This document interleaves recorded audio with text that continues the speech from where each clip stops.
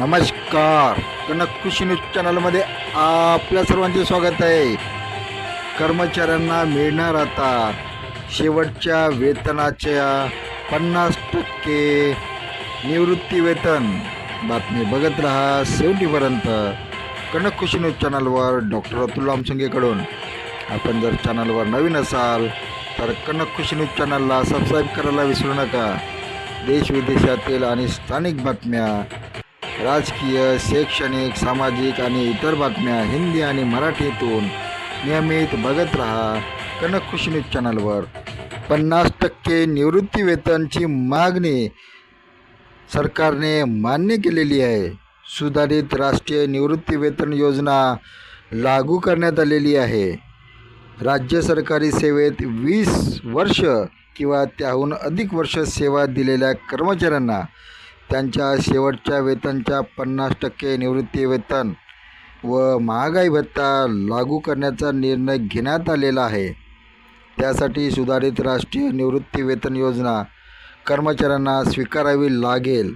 या निर्णयामुळे सुधारित निवृत्ती वेतनासाठी 17 लाख सरकारी कर्मचाऱ्यांनी दिलेल्या लढ्याला यश मिळालेले आहे.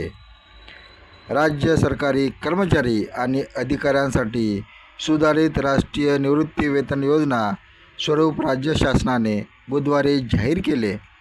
त्यानुसार महागाई भत्त्यासोबतच शेवटच्या वेतनच्या 50% निवृत्ती वेतन 1 मार्च 2024 पूर्वलक्षी प्रभावाने लागू करण्यात आलेले आहे.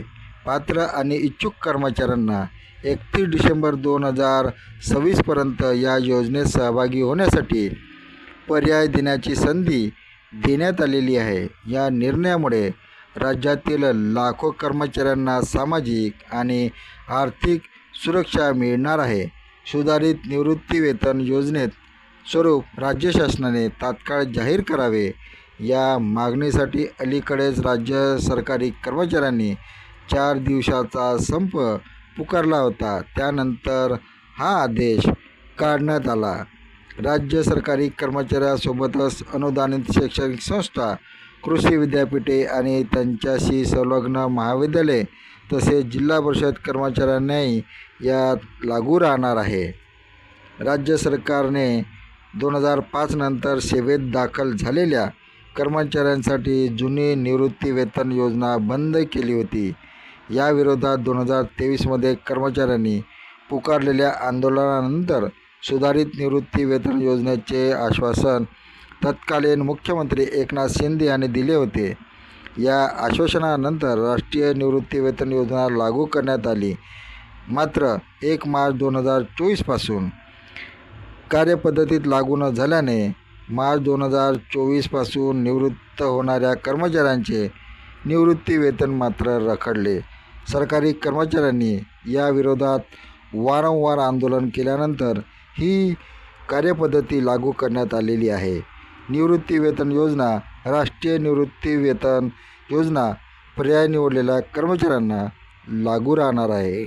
20 वर्ष किंवा त्यापेक्षा अधिक सेवा पूर्ण केलेल्या कर्मचाऱ्यांना शेवटच्या वेतनच्या 50% इतके निवृत्ती वेतन मिळणार.